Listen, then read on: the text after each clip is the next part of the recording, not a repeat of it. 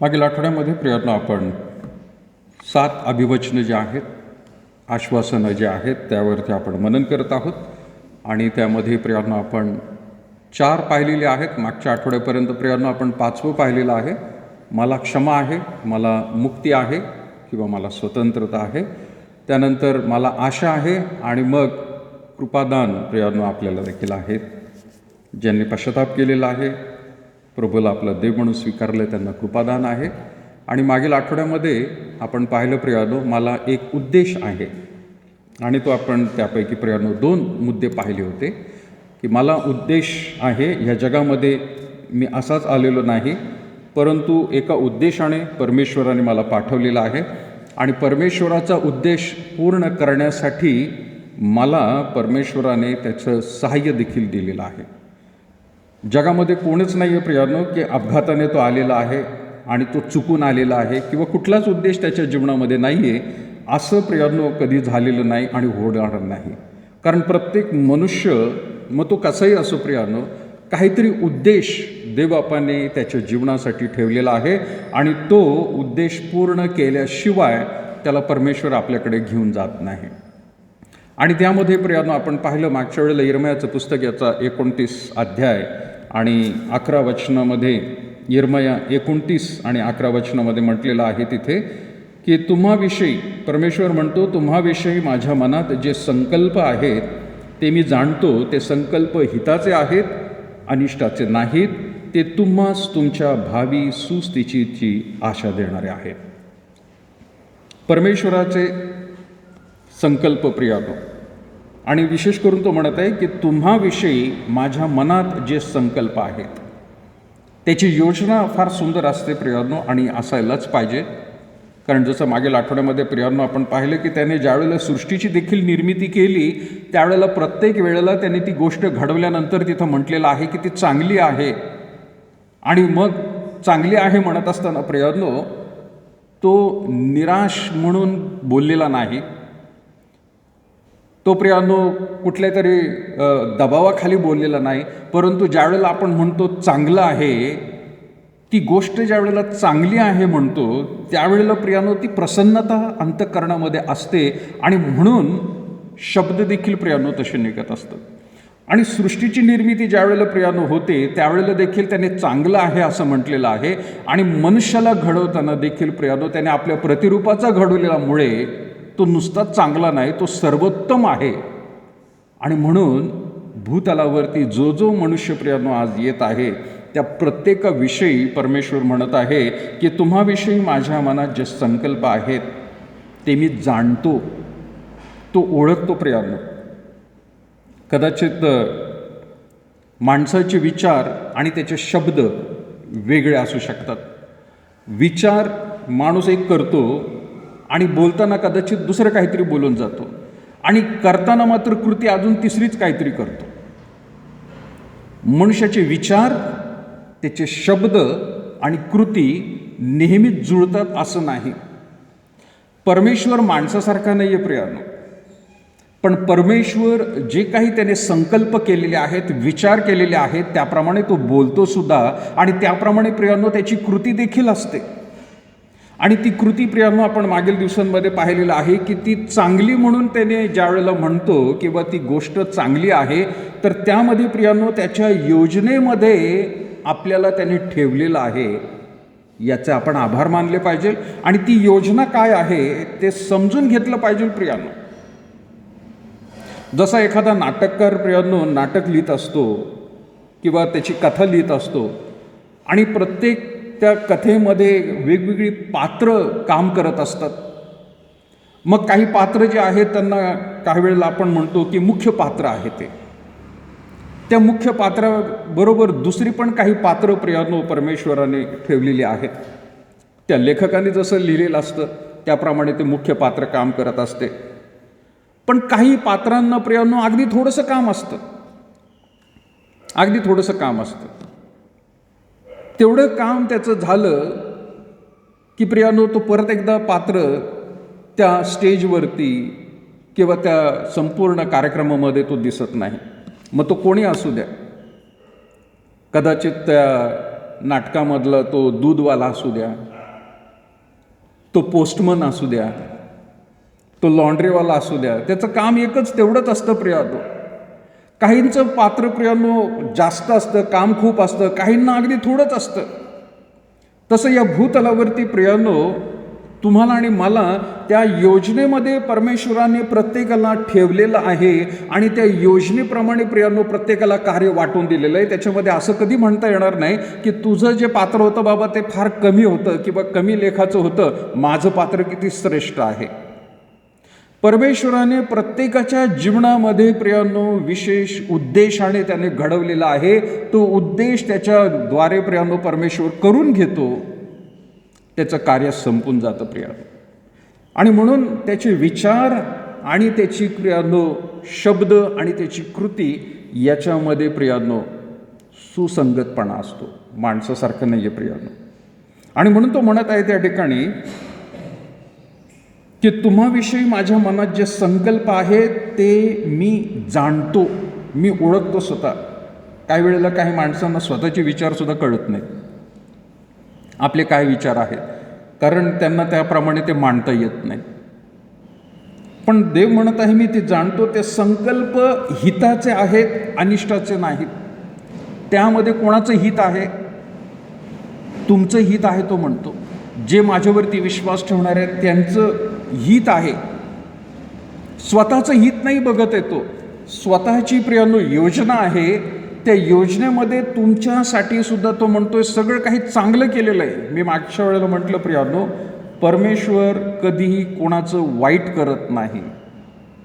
परमेश्वर कधीही कोणाचं वाईट करत नाही आणि त्याची इच्छासुद्धा नसते.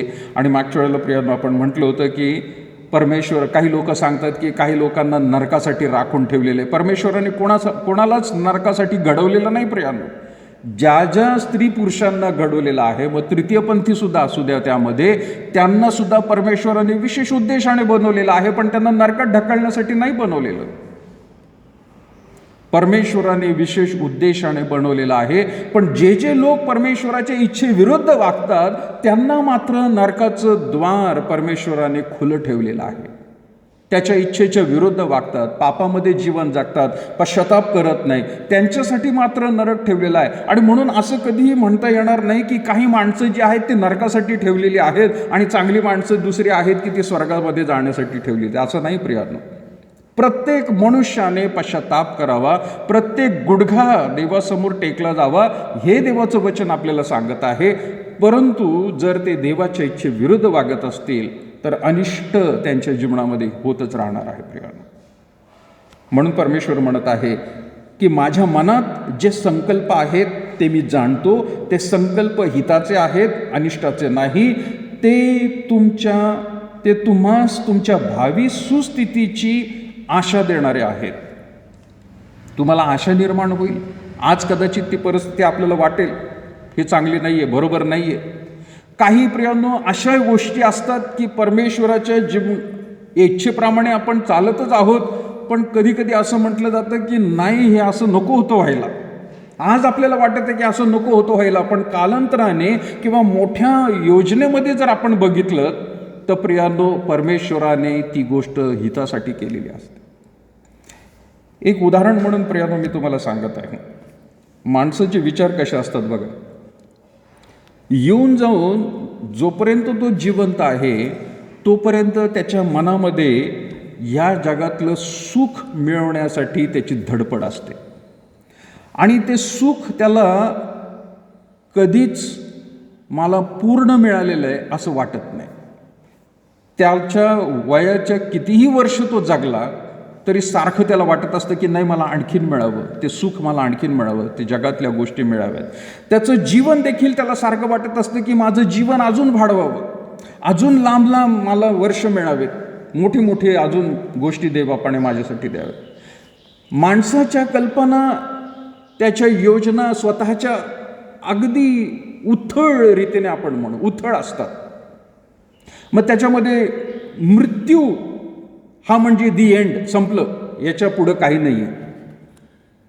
मृत्यूच्या नंतर विचारच करवत नाही माणसाला, पण मृत्यूसुद्धा नको आहे त्याच्या डोळ्यासमोर. काही लोकांना प्रियानो आपल्या प्रियजनांचं मृत्यू झाल्यानंतर शॉक बसतो आणि त्या शॉकमध्ये प्रियांनो त्यांना स्वतःला मानसिक आजार होतात किंवा मानसिकरीतीने ढासळून जातात, निराश होतात. का बरं ते असे होतात? कारण त्यांनी त्या प्रियजनांचा मृत्यूबद्दल कधीच विचार केला नाही. त्यांना असं वाटत असतं की नाही, हा कायमचाच राहणार आहे माझ्यासमोर. मग त्याच्यामध्ये आपले आईबाप असतील, आपली बायको असेल, नवरा असेल, मुलगा असेल, मुलगी असतील, नातवंड असतील, नाती असतील, बहीण भावंड असतील, सगळ्यांबद्दल आपण नेहमी असं म्हणत असतो की नाही आनंद काळ.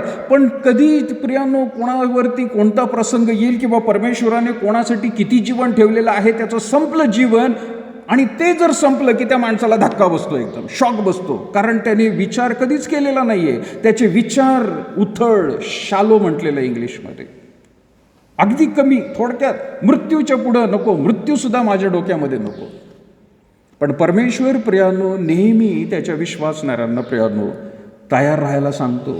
भूतलावरती तुम्हाला आणि मला त्याने हिताचे म्हटलेले आहेत त्याच्या संकल्पन, पण ते हिताचे म्हणजे काय, अनंत काळासाठी त्यांनी या भूतलावरती ठेवलेले नाही आहेत. आणि मी दरवेळेला प्रियांनो सगळ्यांना सांगत असतो की जर परमेश्वराने आपल्याला जीवन जे दिलेलं आहे, घरामध्ये मुलांनी सुद्धा मला प्रश्न विचारला होता की जुन्या काळामध्ये लोक किती वर्ष जगत होते. बायबलमध्ये लिहिलेलं आहे 700 वर्ष, 800 वर्ष, 900 वर्ष. मग आता काय एकदमच कमी झालेले आहेत? आता वय किती? वय किती आता बायबल माणसाचं किती वय जगू शकतो? हां, काहीच सांगता येत नाही. बायबलमध्ये 60 ते 70 म्हटलेलं आहे का नाही? पण आता करोनाच्या काळामध्ये कोणाचं काहीच सांगता येत नाही किती वय आहे. ते जर लोक त्यावेळेला जगत होते तर परमेश्वराने प्रियांनो आलेख जर बघितला तर सुरुवातीला वय भरपूर होतं, पण कालांतराने त्याचं वय कमी कमी कमी कमी करत आलेलं आहे. आणि आता एकदमच प्रियांनो अशी काहीच शाश्वती नाही आहे.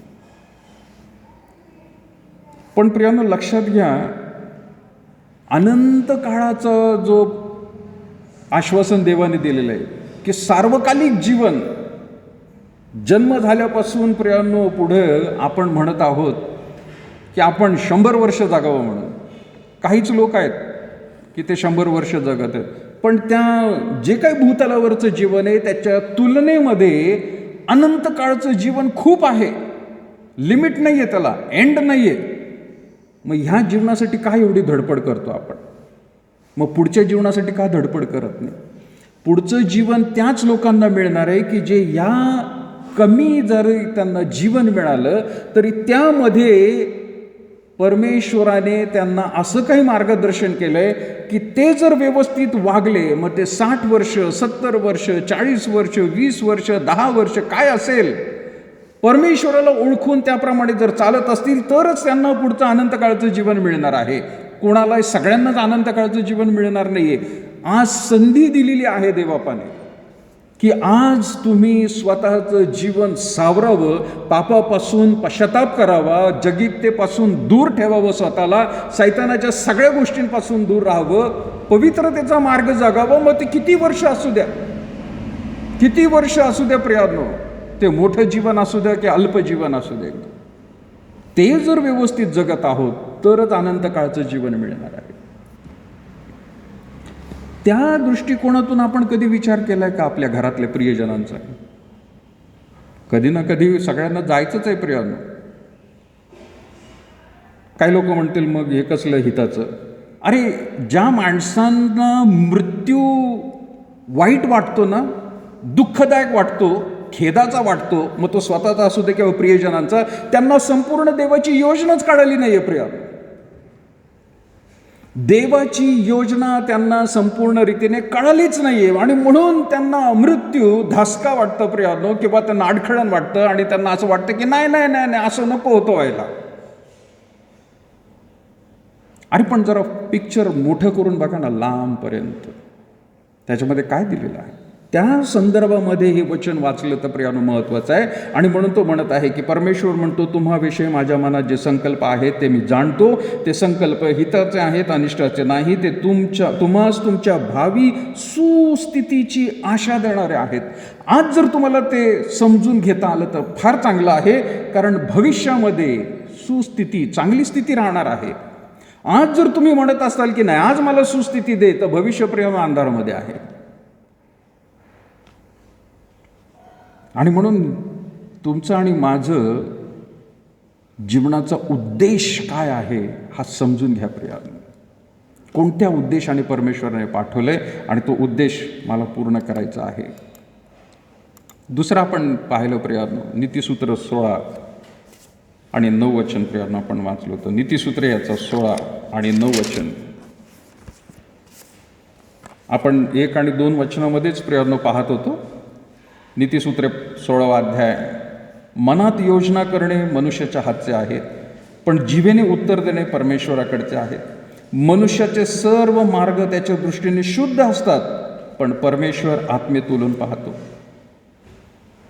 आपले 3रं वचन, आपली सर्व कार्य परमेश्वरासोप म्हणजे तुझे बेत सिद्धीस जातील. परमेश्वराने सर्व काही विशेष उद्देशाने निर्माण केले आहे. दुर्जन देखील अरिष्टांच्या दिवसांसाठी केलेले आहेत. पण प्रियानो 7वं आणि 7व्या वचनापासून काय म्हणते, मनुष्याचे मार्ग परमेश्वराला आवडले म्हणजे तो त्याच्या शत्रूसही त्याच्याशी समेट करावयास लावतो. उद्देश बघा काय आहे. एकतर कोणालाही शत्रू म्हणून मानू नका. बऱ्याच वेळेला शत्रू म्हणजे कोण वाटतं आपल्याला शब्द? शत्रू कोण आहे? मग हा प्रश्न विचारताना कोणत्या अँगलने विचारला जातो? शत्रू कोण आहे म्हणून नुसतं विचारलं तर तुम्ही कोणी उत्तर देताल का? लगेच देत नाही आहे. पण मी जर म्हटलं बरं भारताचा शत्रू कोण आहे, लगेच उत्तर येईल तुम्हाला, आहे का नाही? भारताचा शत्रू कोण आहे? देशाच्या दृष्टिकोनातून विचार केला तर भारताचा शत्रू शेजारचा राष्ट्र, मग ते पाकिस्तान असू द्या नाहीतर चायना असू द्या. शत्रू म्हटलं म्हणजे तो आपल्या विरोधामध्ये वागतो. पण शत्रू म्हणत असताना प्रियानो बऱ्याच वेळेला आपले नातेवाईक देखील शत्रूसारखे आहेत. आपण असा विचार करत असतो, माझे नातेवाईक माझे शत्रू आहेत, त्यांना चांगलं बघूशीच वाटत नाही माझ्या जीवनामध्ये. आणि ते जरी आपल्याकडे त्या दृष्टिकोनातून बघत नसले, परंतु आपली दृष्टी कधी कधी तशा रीतीने प्रियानो आपण बघत असतो, अरे हे माझे शत्रू आहेत. पण जरी प्रियानो तसं तुम्हाला वाटत असलं, कदाचित नसेल सुद्धा, वस्तुस्थिती तशी नसेल सुद्धा, पण तुम्हाला जर एखादा व्यक्ती तुमच्या विरोधामध्ये वाटत असेल, आणि विरोधामधला व्यक्ती म्हणजे शत्रू असतो असं नाही प्रियानो. विरोध तुमच्या मताशी जुळत नाही येतो, तुमच्या मताशी जुळत नाही म्हणून त्याला शत्रू म्हणू नका. तुमचे आणि त्याचे मत भिन्न असू शकतात म्हणून कोणाला लगेच शत्रू नाही म्हणायचं. पण तुमचा शत्रू प्रियानो त्याला म्हणता येईल की जो तुमचा जीव घेऊ पाहतोय, की जो तुम्हाला प्रियानो तुमचा आत्मा घेऊ पाहतोय, त्याला तुम्ही शत्रू म्हणू शकता. असं जर एखादा व्यक्ती असला तरी त्याच्याबद्दल काय म्हटलेलं आहे की मनुष्याचे मार्ग परमेश्वराला आवडले म्हणजे तो त्याच्या शत्रूसही त्याच्याशी समेट करावयास लावतो. ती माणसंच आहेत प्रियानो, ते सुद्धा देवाच्या प्रतिरूपामध्येच बडवलेली आहेत. त्यांची विचारसरणी कदाचित तुमच्याबरोबर जुळत नसतील, तुम्हाला कदाचित ते शत्रूसारखे देखील वाटत असतील, पण शत्रूबरोबर देखील समेट करावेला. म्हणजे काय, तो वाईट आहे म्हणजे तुम्ही सुद्धा त्याच्याबरोबर वाईट व्हावं असं नाही. कारण वचनामध्ये दिलंय, तुम्ही म्हणताल की पाळक साहेब तुम्ही तर सांगताय शत्रूसही समेट करायचं, म्हणजे तू जर वाईट आहे तर मी सुद्धा तुझ्याबरोबर वाईटच होतो, झाला समेट आपला. नाही, आपण चांगले आहोत तर त्याला देखील आपल्यामध्ये सामील करून घेण्यासाठी क्षमता देवाने दिलेली आहे. शत्रूसही समेट करावा लावतो. कधी चांगलं करत राहून. आणि आपल्याला माहिती प्रयत्न, चांगले करणे कळत असूनही जो ते करत नाही त्याचे ते काय आहे, पाप आहे. याकोबाचं पत्र प्रियांनो आपल्याला सांगत आहे, नाही का? याकोबाचं पत्र काढलं तुम्ही तर प्रियांनो तुम्हाला दिसून येईल. याकोबाचं पत्र 4 अध्याय 17 वचन.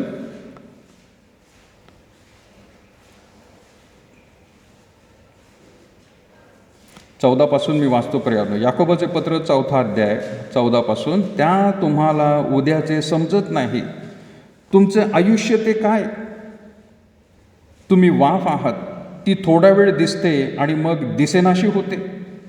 असे न म्हणता प्रभूची इच्छा असेल तर आपण जगू व अमुक अमुक करू असे म्हणा. आता तुम्ही गर्विष्ठ आहात म्हणून फुशारकी मारता. अशी सर्व प्रकारची फुशारकी वाईट आहे.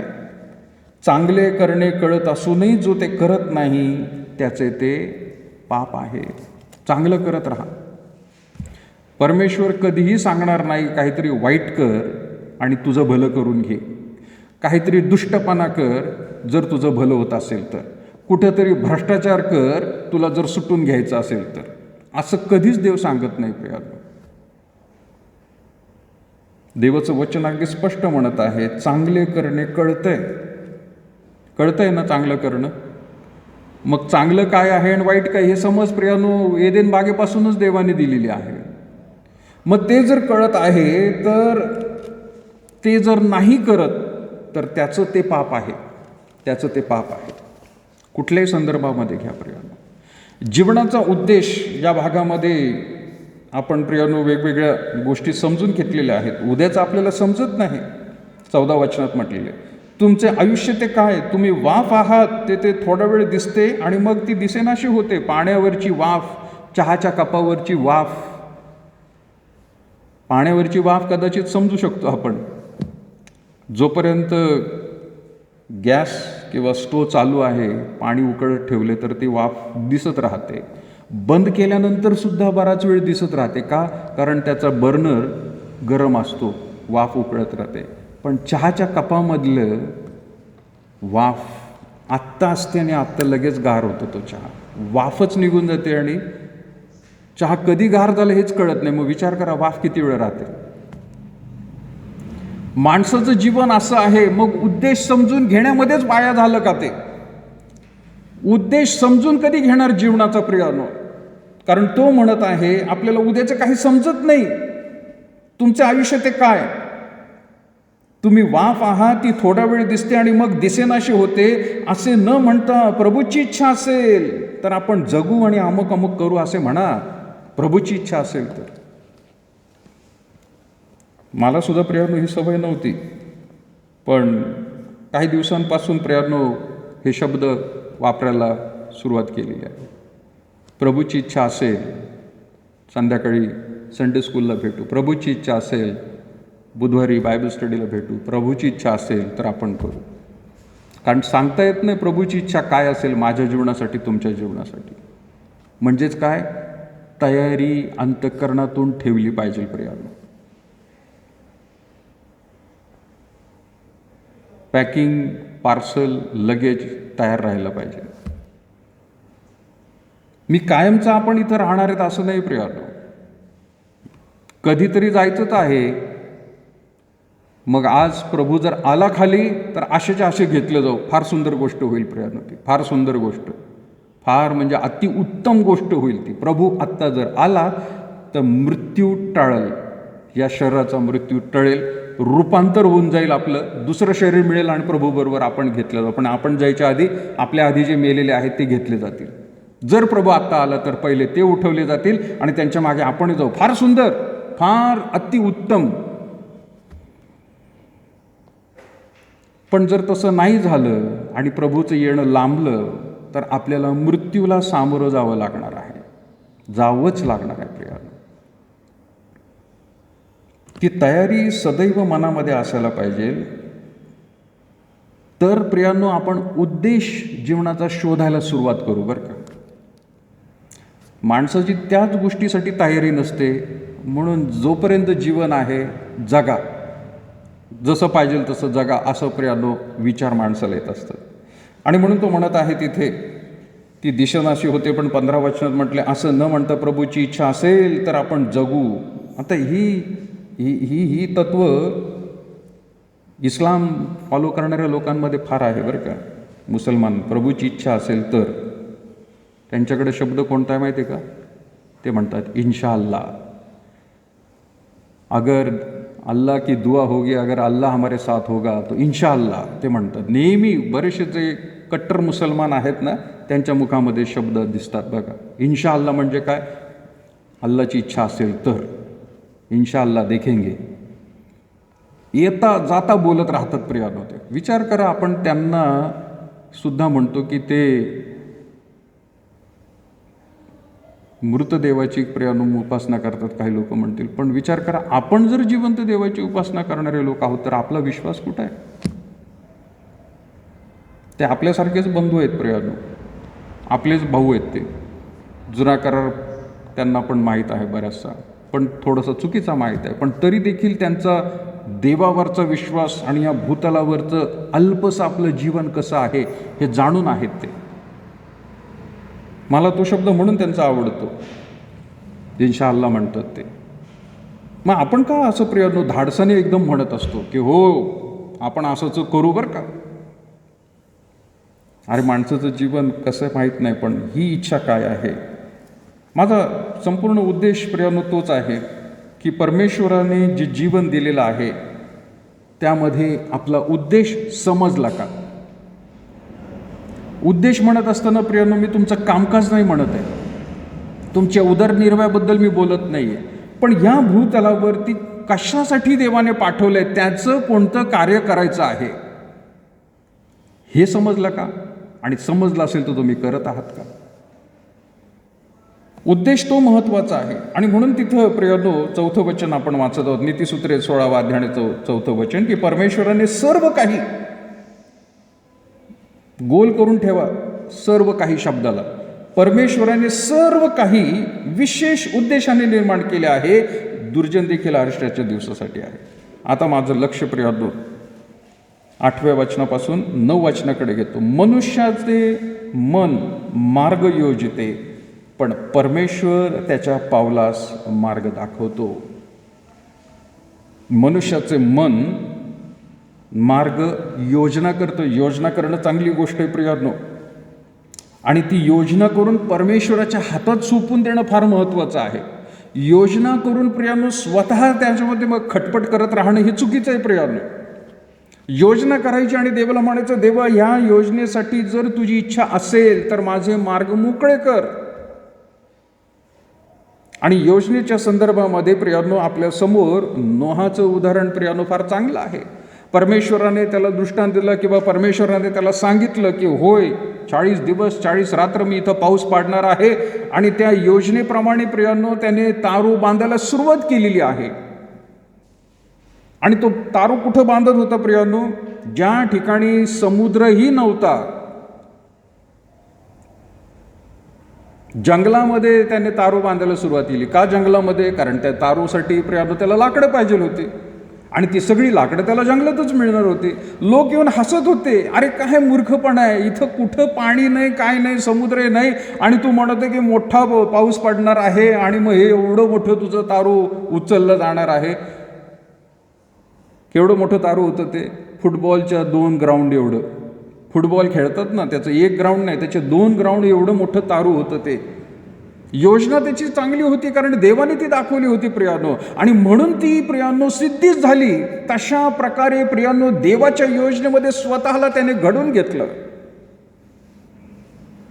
स्वतःच्या इच्छेप्रमाणे नाही वागला तो, देवाने त्याला सांगितलं, त्याचा उद्देश जीवनाचा त्याला समजला, आणि म्हणून त्या उद्देशाप्रमाणे प्रियानो त्याने तारू बांधलेला आहे. मग देवाने प्रियानो त्याचं आणि त्याचं कुटुंब प्रियानो त्याच्यामध्ये वाचवलं. सगळं जग बुडून गेलं. त्याच्या विरोधामध्ये प्रियानो जर आपण बघितलं तर अब्राहामाचं जीवन आहे. त्याच्या विरोधात देवाने सांगितलं होतं की आम्ही तुझे संतती आकाशातल्या ताऱ्यांसारखे, वाळूच्या कणातली, समुद्राच्या किनाऱ्या असलेल्या वाळूसारखी मी संतती बनवणार आहे. अब्राहामाला वाटलं होय खरंच बनवणार आहे. त्याने वाट पण पाहिली, पण त्याच्या बायकोनी वाट नाही पाहिली. ती काय म्हणाली, माझी तर कूस बंद झाली आहे, मी तर म्हातारी झालेली आहे, कदाचित माझ्याकडून नाही तर माझ्या दासीकडून परमेश्वर तुझे संतती वाढवणार आहे. आणि त्यावेळेला ती प्रथा होती की मग तिची दासी जी होती त्या दासीला त्याने बायको करून दिली, हगारेला, आणि तिच्यापासून मुलगा झाला, इश्माईल त्याला आपण म्हणतो. पण परमेश्वर म्हणाला नाही, ही माझी योजना नव्हती, ही माझी योजना नव्हती. जीवनाचा उद्देश देवापणे त्याला दाखवला होता आणि त्याला सांगितला होता, पण तो स्वतः क्रिया करत होता. प्रियानो, स्वतःच्या प्रियानो डोक्याने त्या नवरा बायकोंनी विचार योजना केली. कदाचित इथून देव बाप आपल्याला आपली संतती वाढवणार आहे. ती देवाची योजना नव्हती. देवाने ते नाकारली आणि मग देवाने त्याला सांगितलं, नाही, मी तुझ्यापासून, तुझ्या स्त्रीपासून मला विशेष घटना घडवायची आहे. जगामध्ये आजपर्यंत घडली नाही प्रियानो. सारेबाईच्या जीवनामध्ये तशी घटना घडली. त्याला म्हणतात देवाची योजना आणि देवाचा उद्देश समजून घेणं फार गरजेचं आहे. त्या योजनेप्रमाणे योजना आखा प्रियानो, पण देवाच्या सान्निध्यामध्ये जाऊन त्याच्यासाठी प्रार्थना करा आणि देवाची इच्छा सांगा. त्याला म्हणा, देवा तुझी इच्छा आहे का? आणि म्हणून तिथं म्हटलेलं आहे, मनुष्याचे मन मार्ग योजते, पण परमेश्वर त्याच्या पावलास मार्ग दाखवतो. परमेश्वर मार्ग दाखवणार आहे, त्यांची पावलं तो वळवणार आहे. स्वतः कुठं धावत सुटला नाही प्रियानो तो मनुष्य. आज देवाच्या इच्छेनुसार वागणारे लोक वेगळे असतात आणि देवाची इच्छा आहे म्हणून चालणारे प्रियानो लोक वेगळे असतात. ही देवाची इच्छा आहे, होऊ द्या, चला लवकर लवकर.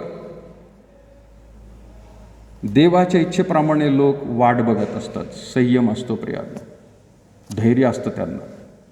देवावरती विसंबून राहणारे ते लोक असतात. ते घाई करत नाहीत. योजनेप्रमाणे सर्व काही गोष्टी प्रियानो शांतरितेने. आणि म्हणून ह्या वचनांना प्रियानो फार महत्त्वाचं आहे. मन मार्ग योजते माणसाचं, चांगली गोष्ट आहे, पण ओळखून घेणं फार गरजेचं आहे. ही देवाची इच्छा आहे का?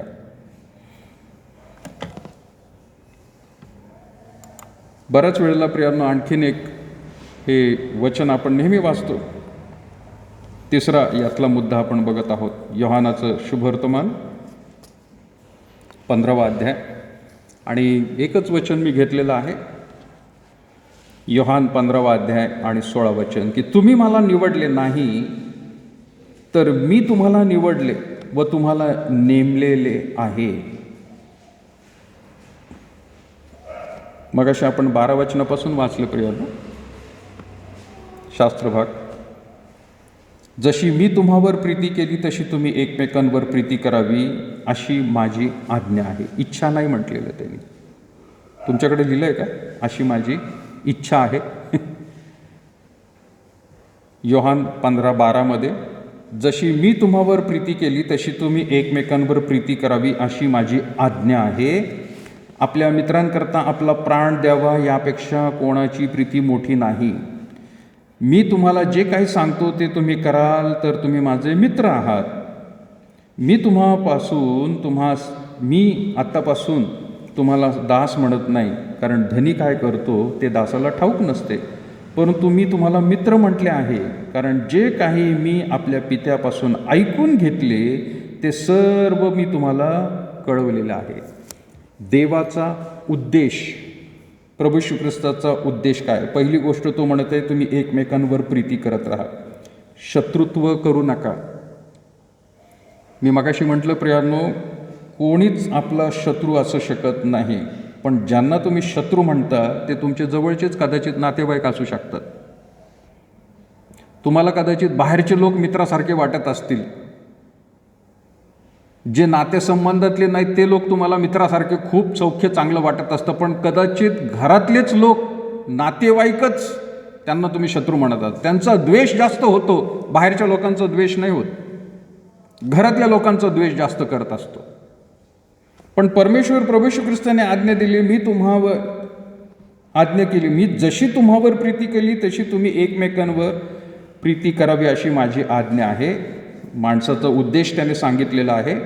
त्याने स्वतः योजना त्याने सगळ्या सांगून ठेवलेल्या आहेत, कारण तो म्हणत आहे मी तुम्हाला दास म्हणत नाही तर तुम्ही माझे मित्र आहात.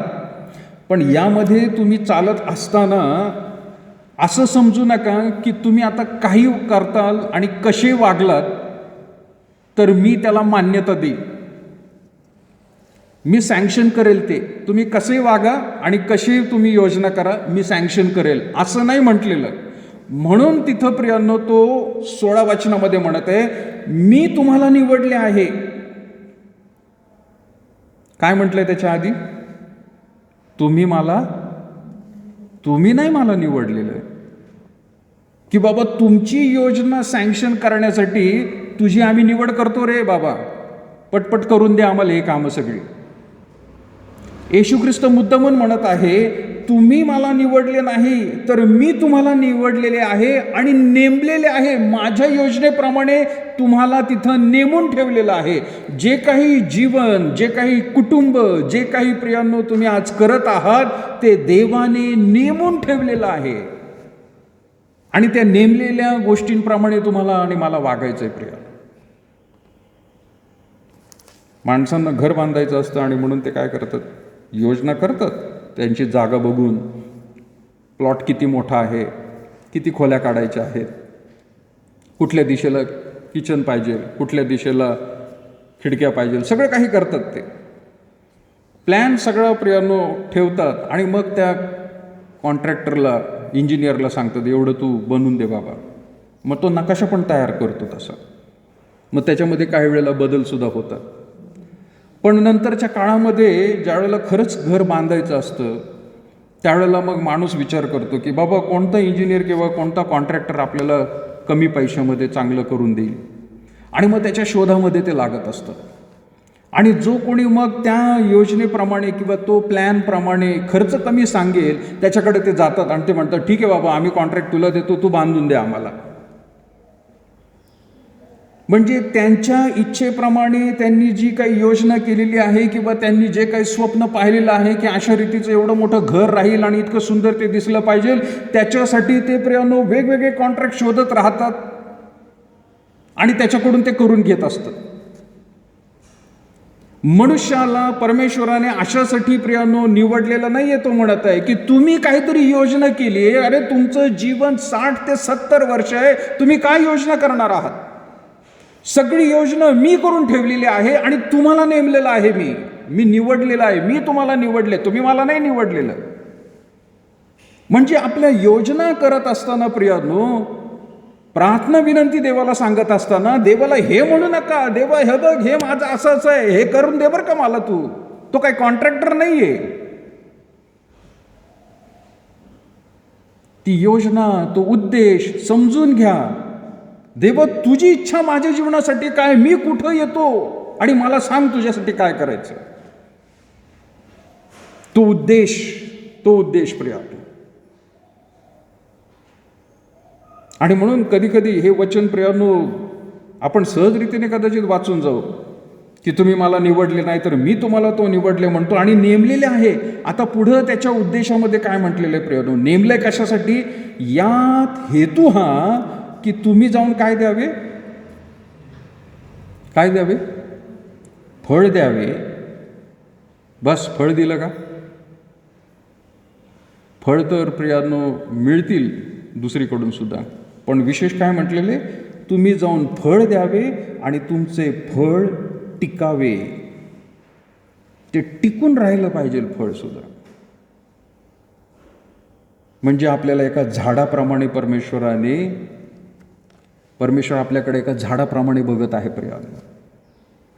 आणि ते झाड कसलं आहे? फळ देणारं झाड आहे. ते फुलांचं झाड नाहीये, ते शोभेचं झाड नाहीये. काही शोभेची झाडं असतात आहे का नाही, फक्त शोला असतात, ती हिरवीगार दिसायला, त्याच्यावर फुल कधीच नसतं. काही असतात ती फुलांची पण असतात, फूल एकदम सुंदर रंगीबिरंगी फुल असतात, तेवढाच उद्देश आहे त्यांच्या जीवनाचा. पण दुसरी काही अशी झाडं आहेत की ते फळ देणारी आहेत. ते फळ देणारी झाडं हिरवीगार पण दिसतात, हिरवीगार झाडं असतील तर त्याला फुलं पण येतील प्रियांनो, आणि फुलांनंतर प्रियांनो त्या फुलांच्या मागून फळ सुद्धा लागणार आहेत. आणि काही झाडं अशी असतात प्रियांनो की त्याला फळ लागतं तर खरं, पण नंतर गळून पडतं. फळ लागतं, हिरवगार पण दिसतं, त्याला फूल पण लागतं, त्याला फळ पण लागतं, पण ते फळ टिकत नाही, ते गळून पडतात.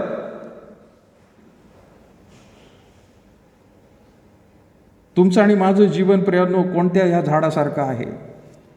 नुसतं शोभेचे झाड आहेत का नुसते रंगबिरंगी फुलं दिसणार आहे? फळ लागणार असेल तर चांगली गोष्ट, पण फळ टिकत आहे का?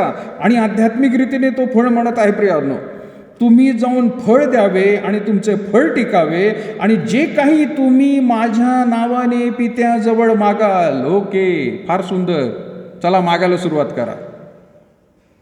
कारण इथं देवाने, प्रभू श्री ख्रिस्ताने सांगितले, जे काही पित्याजवळ तुम्ही मागाल ते त्याने तुम्हाला द्यावे.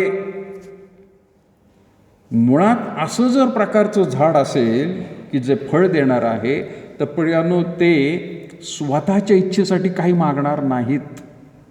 ज्याला चांगली योजना कळलेली आहे, जो उद्देश प्रत्येकाला समजलेला आहे, त्याप्रमाणे प्रियांनो ते मागायला सुरुवात करतील. देवा, ह्या तुझ्या कार्यामध्ये मला तू घेतलंस, तुझी स्तुती असो. तुझ्या टीममध्ये मला तू घेतलं, तुझी स्तुती असो. तुझ्या योजनेबद्दल मला तू सांगितलं, तुझी स्तुती असो. आता या योजनेप्रमाणे माझी इच्छा आहे की मला असं असं कर. आणि म्हणून प्रियांनो, अब्राहमाचं नाव पवित्र शास्त्रामध्ये आहे, मोशेचं नाव पवित्र शास्त्रामध्ये आहे, दाविदाचं नाव पवित्र शास्त्रामध्ये आहे. ते काही विशेष प्रियांनो माणसं घडवलेली नव्हती, ती सर्वसामान्य माणसं होती, तुमच्यासारखी आणि माझ्यासारखी, पण उद्देश ओळखून घेतले होते त्यांनी. आणि त्या उद्देशाप्रमाणे प्रियांनो परमेश्वराकडे ते मागत होते, तुझ्यासाठी आम्हाला हे करायचं आहे. आपण आपल्या स्वतःच्या चैनीसाठी मागत असतो प्रियांनो, आणि ते सुद्धा लाईफ किती आहे? 60 ते 70 वर्ष. याच्यामधल्या गोष्टींसाठी आपण धावपळ करत असतो. आणि म्हणून प्रियांनो, दरवेळेला वाचून कदाचित काही लोकांना कंटाळायला असेल, मी नेहमी सांगत असतो हे वचन. काय? मत्तेय शुभवर्तमान 6वा अध्याय, मत्तेय 6 आणि 33 वचन. कोणी वाचेल मोठ्याने? मत्तेय 6:33 मोठ्याने वाचेल कोणी? तर तुम्ही पहिल्याने त्याचे राज्य व त्याचे नीतिमत्व मिळवण्यात होता, म्हणजे त्यांच्याबरोबर याही सर्व गोष्टी तुम्हाला मिळतील. थँक्यू. वचन काय म्हणत आहे? पहिल्याने त्याचे राज्य व त्याचे नीतिमत्व मिळणं झटा. हे झटलं का? उद्देश समजला का? आणि मग म्हणत आहे तो त्यांच्याबरोबर. कशाबरोबर? त्यांच्याबरोबर म्हणजे राज्य आणि नीतिमत्व हे जर तुम्ही मिळवलं तर त्याला जोडून याही सर्व गोष्टी देतील. कोणत्या? खाणं पिणं आणि पांघरणं, रोटी कपडा और मकान. या भूतलावरती जर ती इच्छा देवाची समजून घेतली तर त्याच्यासाठी तुम्हाला जगणं गरजेचं आहे, तुम्हाला राहणं गरजेचं आहे. रोटी कपडा और मकान तुम्हारे लिए बहुत ही महत्वपूर्ण है, लेकिन उद्देश समजला का? तो जर उद्देश समजला तर तो उद्देशासाठी पुरवठा आपण करत राहू. कॉन्ट्रॅक्टरला आपण जर म्हणत असू की तू मला अशाच्या एवढ्या ह्याच्यामध्ये जर बांधून देत आहे तर मी तुला पैसा देतो. त्या पैसा देतो म्हटल्यावरती कॉन्ट्रॅक्टर सुद्धा म्हणतो ठीक आहे, तुम्ही जर पैसे देत आहात तर मी त्याप्रमाणे बांधून देतो. देव सुद्धा प्रियांनो तुमच्याकडे माझ्याकडे झाडाप्रमाणे बघत आहे की ते झाड जर फळ देणार आहे आणि ते टिकणार आहे तर त्याचा पुरवठा करा त्याला. अरे त्याला पैशाची गरज आहे, द्या करून. त्याला आरोग्याची गरज आहे, द्या करून. त्याला कुटुंबाची गरज आहे, त्याला मानसिक शांततेची गरज आहे, द्या म्हणतो तो. देवदूतांना आणि पवित्र आत्म्याला पाठवतो तो, अरे जा करा त्याच्यासाठी. कारण त्यांनी माझा उद्देश ओळखलेला आहे आणि त्या उद्देशाप्रमाणे तो वागत आहे आणि ते सिद्धीस नेत आहे. आणि आपण काहीच जर करत नाही, त्या उद्देशाप्रमाणे जर आपण वागत नाही, चालत नाही, तर का तो देईल प्रियांनो आपल्याला? का त्यांनी द्यावं सुद्धा प्रश्न हा येतो. का द्यावं त्यांनी? म्हणून इथं वचनामध्ये म्हटलेलं आहे, तर तुम्ही पहिल्याने त्याचं राज्य व त्याचं नीतिमत्व मिळवण्यात झटा, म्हणजे त्याच्याबरोबर याही सर्व गोष्टी तुम्हाला मिळतील. उद्देश समजून घेणं फार गरजेचं आहे. पुढचा मुद्दा प्रियांनो आपण बघूया. रोमकरासपत्र 8वा अध्याय आणि 28 वचन. काही लवकर गोष्टी आपण प्रियांनो पाहूया. रोमकरासपत्र 8वा अध्याय आणि 28 वचन काय म्हटले तिथे? कोणी वाचेल? परंतु आपल्याला ठाऊक आहे की देवावर प्रीती करणाऱ्यास म्हणजे त्याच्या संकल्पाप्रमाणे बोलावलेल्यास देवाच्या करुणेने सर्व गोष्टी मिळून कल्याणकारक होतात. येस, आमेन.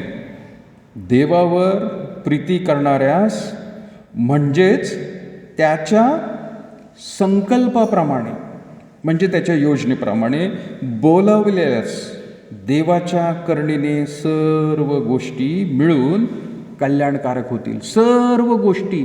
मग त्याच्या जीवनामध्ये अपघात येऊ, त्याच्या जीवनामध्ये आर्थिक चणचण भाजो, त्याच्या जीवनामध्ये त्याच्या प्रियजनांचा मृत्यू असो, त्याच्यावरती वेगळं भयंकर नैसर्गिक संकट असो, काही असो द्या, देवाला माहीत आहे ते प्रियांनो सगळं काही. देवाला सगळं काही माहीत आहे. आणि म्हणून तो म्हणत आहे त्या वचनामध्ये प्रियांनो, पौल रोमच्या मंडळीला, देवावर प्रीती करणाऱ्यास म्हणजे त्याच्या संकल्पाप्रमाणे बोलवल्यास देवाच्या करुणेने सर्व गोष्टी काही मिळून कल्याणकारक होतील. काही होऊ द्या, त्याच्यामध्ये कल्याणकारक गोष्टी होणार आहेत. मगाशी मी एक उदाहरण सांगता राहिलो, ते आता परत एकदा इथे येत आहे. योबाला किती मुलं मुली होत्या? कोणी वाचलंय ना योबाचं पुस्तक? योबाला किती मुलं मुली होत्या?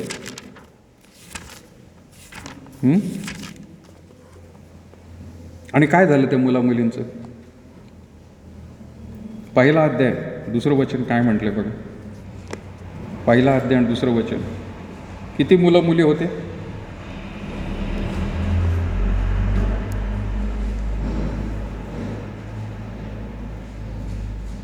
सांगा ना कुणी, किती झाले?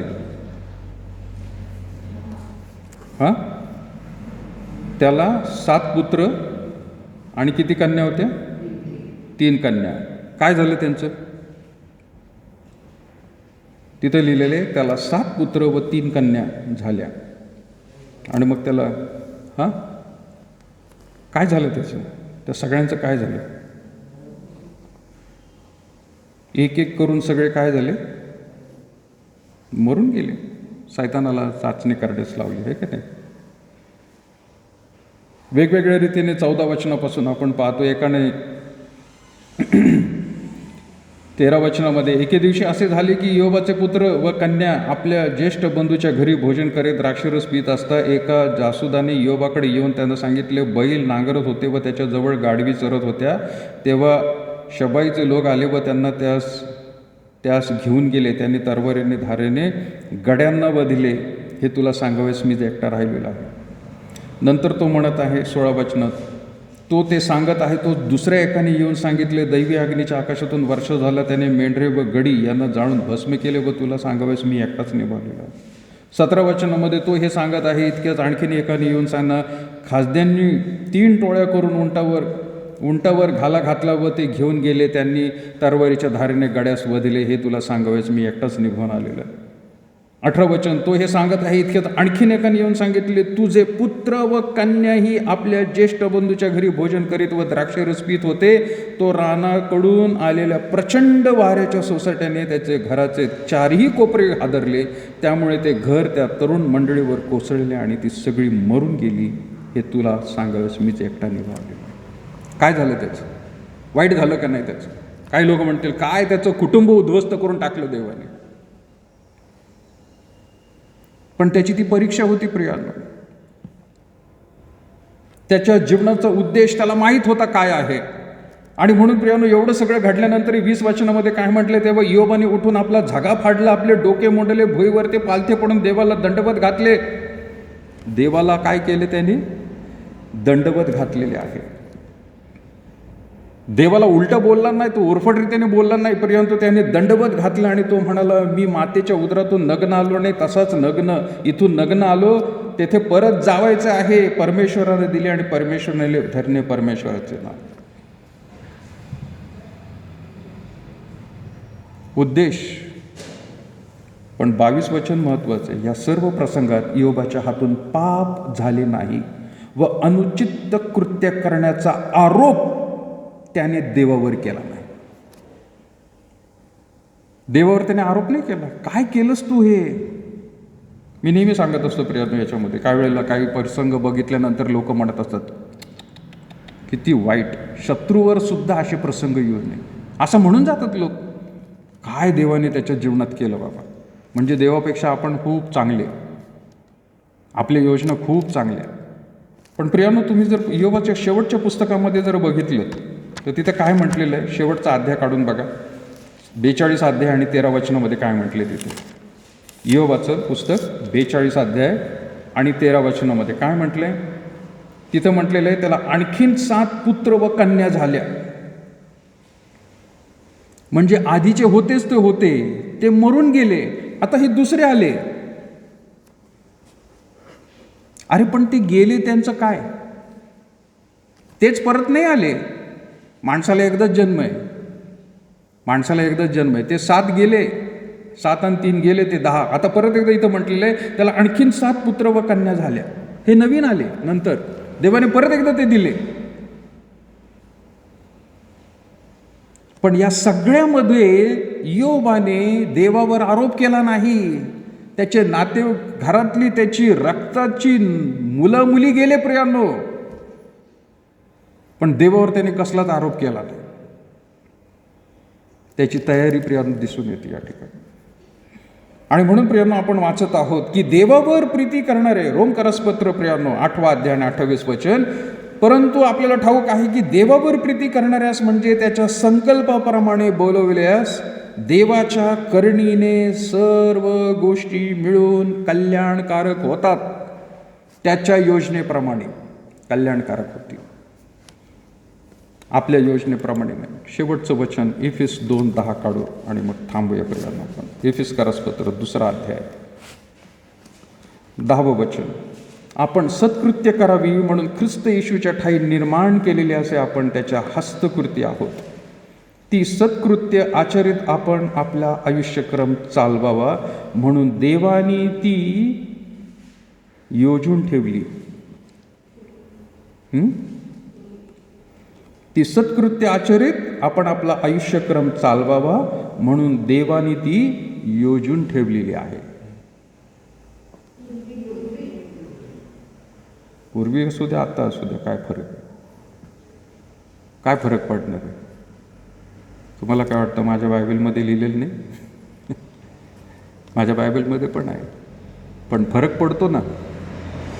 त्याने काय आत्ता लिहून ठेवलेलं नाही आहे. तुम्हाला जन्म घातल्यानंतर, मला जन्म घातल्यानंतर त्यांनी योजना लिहून ठेवलेली नाही की बाबा तुझ्या जीवनामध्ये असं असेल. ते म्हटलेलं आहे ती पूर्वी जगाच्या स्थापनेच्या ही आधी त्याने ती योजना करून ठेवली. मी म्हटलं प्रियानो, उत्पत्तीच्या पुस्तकामध्ये जे काही घडले प्रियानो, एदेन बागेमध्ये माणसाचा संबंध तुटलेला आहे त्याच्याही आधी त्याच्या मनामध्ये तुम्ही आणि मी होतो प्रियानो. पण आदम आणि हवा पापात पडले आणि नंतर तरी देखील तो प्रियानो आपल्याला जगात पाठवत राहिला, कारण त्याला वाटलं कुठंतरी त्या योजनेमध्ये हे सगळे लोक माझ्याकडे परत येतील. आणि म्हणून जगाच्या स्थापनेच्या आधीपासून म्हणले पूर्वी योजना करून ठेवलेली प्रियानो आपल्या जीवनामध्ये काय काय करायचं आहे ते.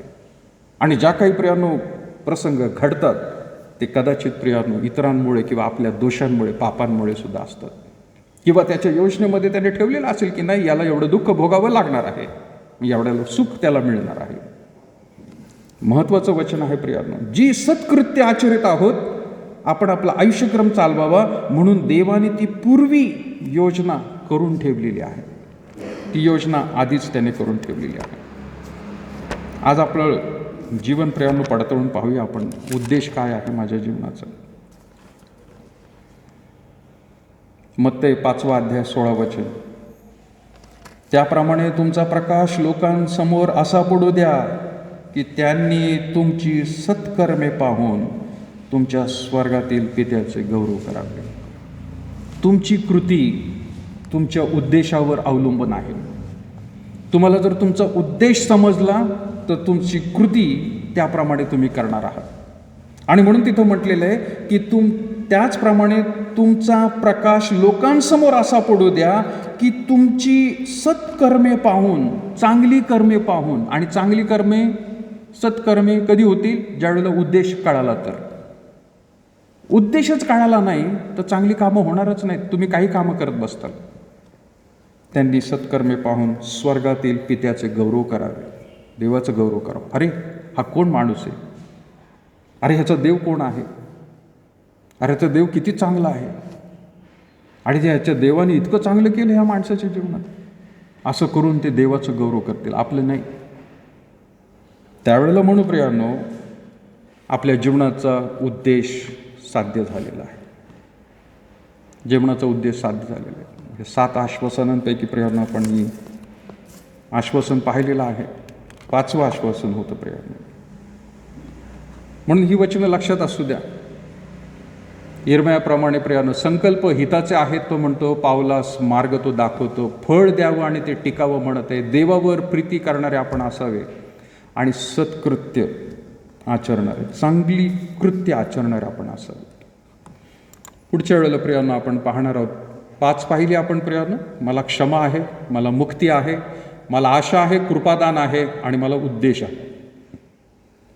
पुढच्या वेळेला आपण 6वं पाहणार आहोत. मी मौल्यवान आहे. I am valuable. किती व्हॅल्यू आहे आपली?